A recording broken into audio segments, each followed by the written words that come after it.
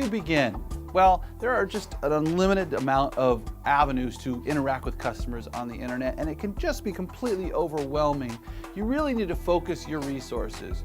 Where do you start? Well, there are the big three, and that would be Facebook, Twitter, and LinkedIn. These represent the vast majority of social media interaction on the internet. In fact, Facebook represents 1 out of every 4 internet visits in America. 25% of people who go on the internet do it through Facebook.com. However, these are great resources, but they're not necessarily the best place that you should start. Where should you really focus? You need to find out where your customers are and you go to them.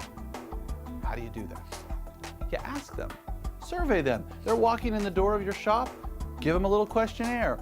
Where do you go on the internet? When you go on the internet, what kind of things do you like to learn about when it comes to my industry? The best thing to do is just talk to people face to face, mano a mano. Sir, where do you go on the internet when you're looking for pizza places, for example? Also do a little research. Follow your competitors. What have they been doing? What have they been putting their time and their money, their resources into to reach potential customers? They've already gone down this road. Take advantage. Follow them down it, right? Other resources, social media, news sites, and blogs. The #1 site that you should follow if you're interested in social media, Mashable.com. Incredibly valuable, up-to-date resource of some of the tools out there, what's going on in the world of social media. If you're interested at all in engaging with your customers, you definitely need to follow Mashable.com. Another website that's very valuable that has a business focus, clickz.com, marketing news and great advice.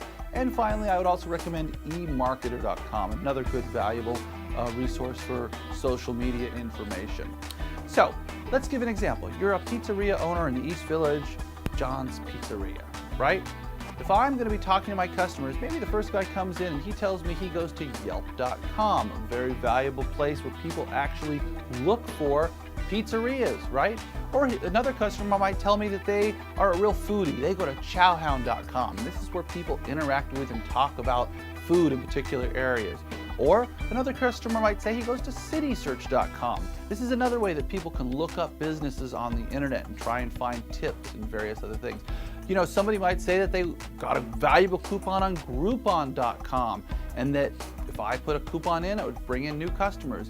Another possible resource, Foursquare.com. This is for smartphones, people who are out on the go looking for a business and seeing some tips about the businesses that are surrounding them in a particular area. These are very popular resources on the internet for you to focus on, but if I was a pizzeria owner, I'd also want to focus on highly targeted blogs that are specifically for my area. There's a blog about pizzas in New York. There's a blog about the East Village. There's a blog about pizzerias in the East Village.